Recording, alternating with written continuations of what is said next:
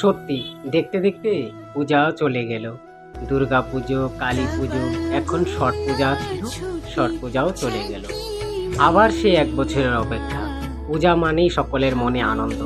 মানুষের যতই কষ্ট থাকুক না কেন, পূজা আসলেই যে মানুষের মনে এতটা আনন্দ ফুর্তি জেগে উঠে, সত্যি ভেবেই যায় না।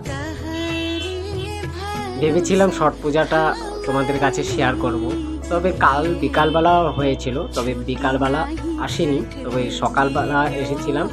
ভোর প্রায় 3:30 বাজে তখন এসেছিলাম। দেখতে পাচ্ছ পুরা মানে অন্ধকার, কারণ আমার মোবাইল দিয়ে ফোকাসটা নিচ্ছিল না। সকল বন্ধুরা বলছিল কিরে ব্লগ বানা, ভিডিও বানা। তবে আমি বললাম হ্যাঁ ভিডিও বানাবো তো, কারণ সব কিছুই যখন শেয়ার করি এই ছট পূজাটা কেন শেয়ার করব না। তবে এই হচ্ছে আমাদের আসাম কোকরাঝাড়ের ছট পূজা।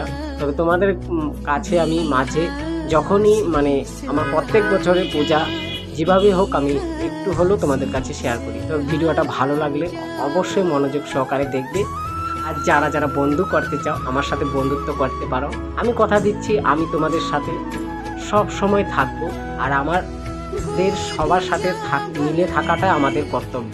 তোমরা যদি সত্যিকারের মানুষ হয়ে থাকো তবে মানুষের সাথে একটু হলেও ভালোবাসা দিয়ে মিলে থাকার চেষ্টা করো।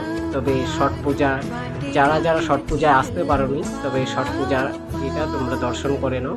ছট ঠাকুর খুবই জাগ্রত ঠাকুর, কারণ আমি দেখেছি, আমি মানত করেছিলাম, আমি যেটা মানত করেছিলাম আমার সেই মানতগুলো পূর্ণ হয়েছিল।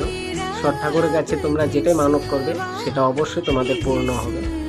তবে আমাদের এই কোকরাঝাড়ের ভিডিও ছট পুজো কীরকম লাগলো অবশ্যই জানিও। তবে আজকের মতো ভিডিওটা এই পর্যন্ত, পরবর্তী ভিডিও নিয়ে দেখি খুব তাড়াতাড়ি। তবে আবারও আরেকটি গল্প নিয়ে শুরু হবে তোমাদের সাথে। এই গল্প শুরু থাকবে।